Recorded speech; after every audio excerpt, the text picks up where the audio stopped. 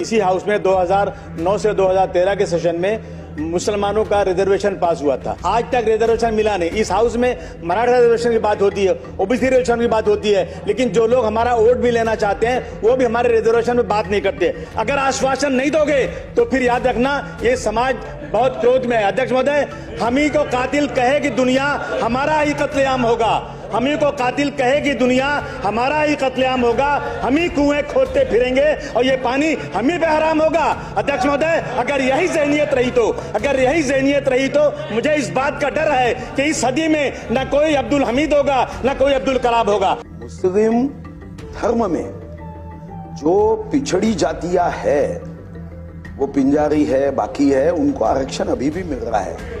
अपने संविधान में धर्म के आधार पे आरक्षण नहीं है। अब्बू आजमी साहब। धन्यवाद अध्यक्ष महोदय, मैं धन्यवाद करता हूं आपका, आपने मुझे बोलने का अवसर दिया। अध्यक्ष महोदय, इसी हाउस में महाराष्ट्र के विधानसभा में इसी हाउस में 2009 से 2013 के सेशन में मुसलमानों का रिजर्वेशन पास हुआ था। अध्यक्ष महोदय, वो रिजर्वेशन जब पास हुआ तो सब कुछ देख भाल के हुआ था कि कौन से कैटेगरी में हो सकता है, कौन से कैटेगरी में नहीं हो सकता। अध्यक्ष महोदय, कुछ लोग कोर्ट में गए, कोर्ट ने कहा कि मुसलमानों को 5% रिजर्वेशन इमीडिएट दे दिया जाए। अध्यक्ष महोदय, वो दिन है और आज का दिन है, आज तक रिजर्वेशन मिला नहीं। इस हाउस में मराठा रिजर्वेशन की बात होती है, ओबीसी रिजर्वेशन की बात होती है, लेकिन जो लोग हमारा वोट भी लेना चाहते हैं वो भी हमारे रिजर्वेशन में बात नहीं करते। अध्यक्ष महोदय, आज चंद्रबाबू नायडू से अध्यक्ष महोदय, आज चंद्रबाबू नायडू से अब्बू आझमीजी काय म्हणतात का काँग्रेस आणि राष्ट्रवादी होट घेतं पण ते बोलत नाही याच्यावर, तर बोललं पाहिजे ना त्यांनी। अध्यक्ष महोदय, आज चंद्रबाबू नायडू नीतीश कुमार से अलायंस है, वो बीजेपी के साथ में, और वहां पे अध्यक्ष महोदय वो रिजर्वेशन दे रहे हैं। अध्यक्ष महोदय, नीतीश कुमार रिजर्वेशन दे रहे हैं सर, बिहार में रिजर्वेशन है, कर्नाटक में रिजर्वेशन है।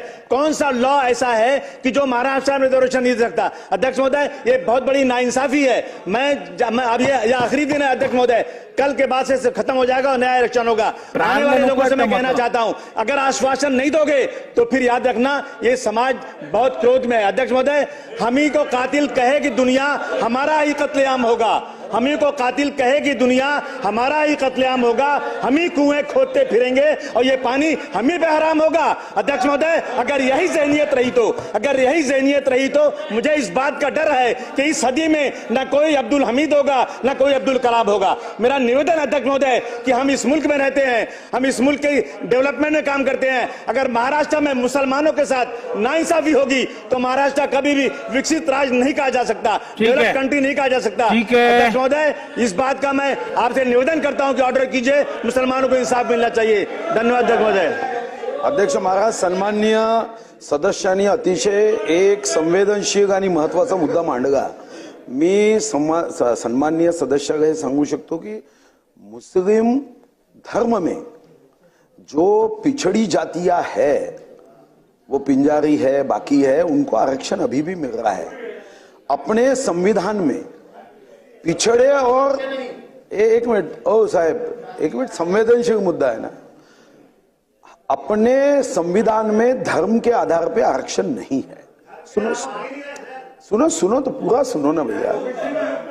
इसके पहले जिन राज्यों ने मतों के लिए ऐसा आरक्षण दिया, अपने भी राज्य में ये प्रयोग हुआ था, वो सभी आरक्षण, अगर हम न्याय व्यवस्था पे और संविधान पे विश्वास रखते हैं तो कोर्ट ने बड़े स्पष्ट रूप से कहा है कि धर्म के आधार पे नहीं दिया जा सकता।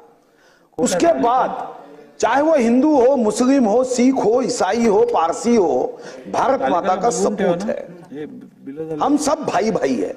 इसी आधार पे इकोनॉमिकली वीकर सेक्शन को 10% जो आरक्षण दिया गया नरेंद्र मोदी जी की सरकार ने, इसका कारण वो था कि चाहे देखो आरक्षण का आपको आवश्यकता नहीं है, मगर मुस्लिम धर्म का कोई पिछड़ा व्यक्ति होगा तो वो कोई धर्म, संविधान में धर्म को आरक्षण नहीं है तो क्या पिछड़ा रहे क्या?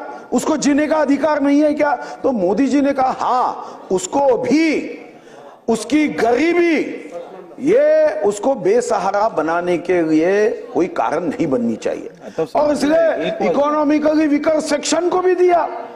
इकोनॉमिकली वीकर सेक्शन में अभी ये 1500 रुपए की योजना है, ये कोई जात पे है क्या? कोई रास्ता बनता है कोई जात पे है क्या? जो हमने हज अनुदान को एजुकेशन में देने का निर्णय किया है, मैं आपको भाई साहब बताता हूं, ये वोटों की राजनीति के चक्कर में धर्म में मत करो, हम सब एक है।